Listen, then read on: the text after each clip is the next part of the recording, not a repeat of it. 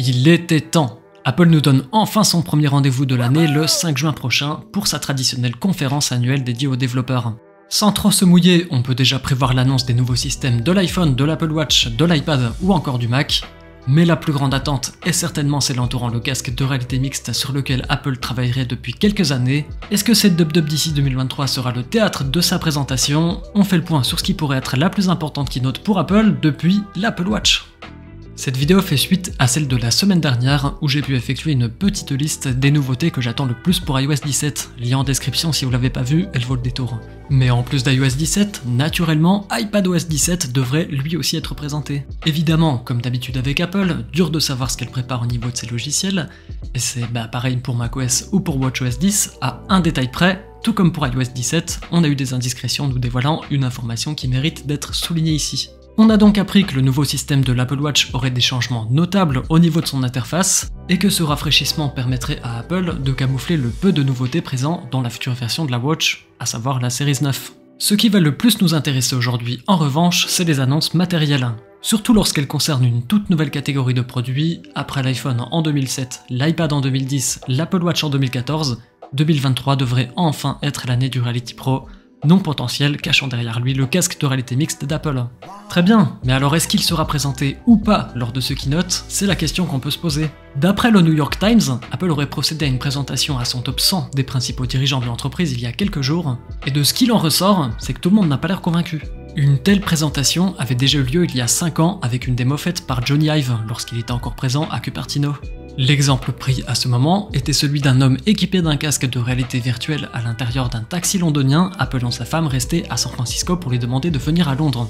Évidemment, pas de début de drama dans la démo, elle accepte donc de le rejoindre, mais au lieu de faire 15 heures de vol pour le rejoindre physiquement, elle rejoint plutôt son univers virtuel pour admirer Londres au travers du casque de son mari. À l'époque, les personnes ayant vu cette démo étaient plutôt enthousiastes sur les avancées du produit. Je dis était, car ça c'était avant. Ah!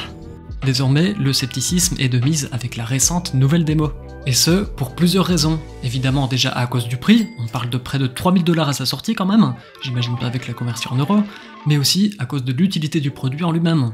Car oui, c'est vrai qu'on voyage pas virtuellement tous les jours, mais ça, j'y reviendrai un peu après dans la vidéo. Et troisième et dernière raison, pour terminer, le marché n'a pas montré une réelle demande sur la réalité virtuelle et augmentée. Pour le prouver, on ne doit pas aller chercher très loin, Meta brade sa gamme et PlayStation avec le tout nouveau PSVR 2 en aurait écoulé 270 000 exemplaires alors que Sony espérait en vendre 2 millions. Et là, on parle de casques à 500-600 $. Apple prend donc un gros risque pour ce produit. D'habitude, lorsqu'elle se lance sur un marché, elle prend ce qui se fait de mieux, combine le tout, sort un produit de rupture avec le reste, qui répond à des besoins bien précis en transformant le marché. Souvenez-vous de la présentation de l'iPhone avec Steve répétant un iPod, un téléphone et un navigateur internet. Là, le marché est naissant, rien d'exceptionnel n'a été fait jusqu'ici et il n'y a pas réellement d'énormes besoins.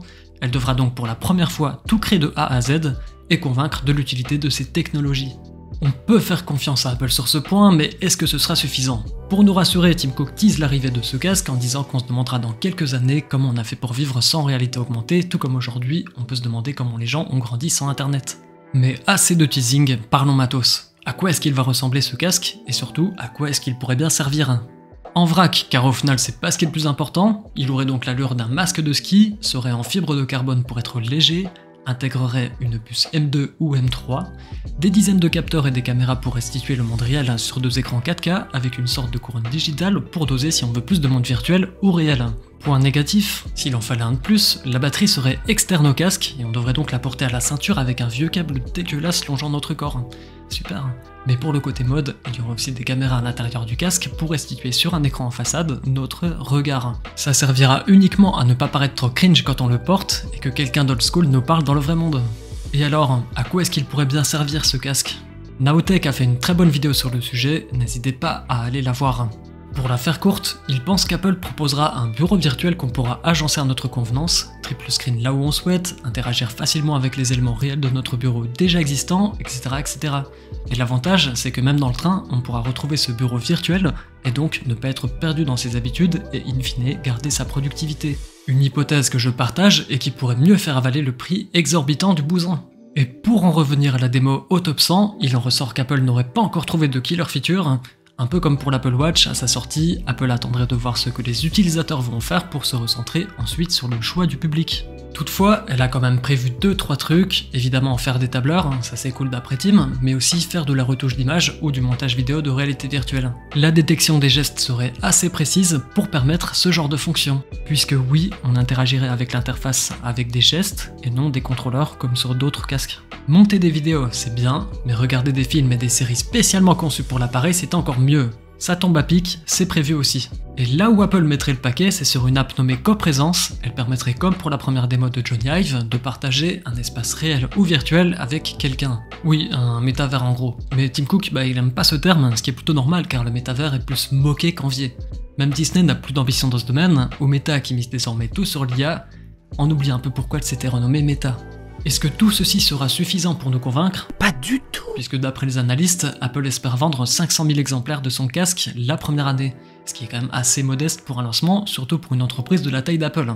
C'est bien la preuve qu'il faut surtout pas s'attendre à une véritable révolution. Ce casque est pour moi la première brique qui mènera tôt ou tard vers le vrai produit qu'Apple cherchera à démocratiser, à savoir des lunettes de réalité augmentée. Pour le moment, elle va juste commencer à créer un écosystème, à montrer les possibilités au public tout comme aux développeurs afin qu'ils maîtrisent parfaitement ces nouvelles technologies pour être prêts lors du vrai lancement du vrai produit révolutionnaire qui aura lieu d'ici 3-4 ans. Et pour répondre à la question de l'intro, oui, je pense qu'Apple présentera son casque à la keynote d'ouverture de la WWDC le 5 juin, la conférence étant avant tout celle des développeurs, ce serait quand même assez logique de présenter son nouvel écosystème à ce moment pour que tout soit prêt niveau application lors de son lancement d'ici la fin d'année. Ok, je pense qu'on a fait le tour de la situation actuelle. Alors, méga hype pour ce casque? Dites-moi tout en commentaire. Et évidemment, merci d'avoir regardé la vidéo jusqu'au bout. Pour me soutenir, vous pouvez vous abonner et évidemment mettre un beau pouce et constater que désormais il est rayonnant de couleurs. On se dit à la prochaine, ciao!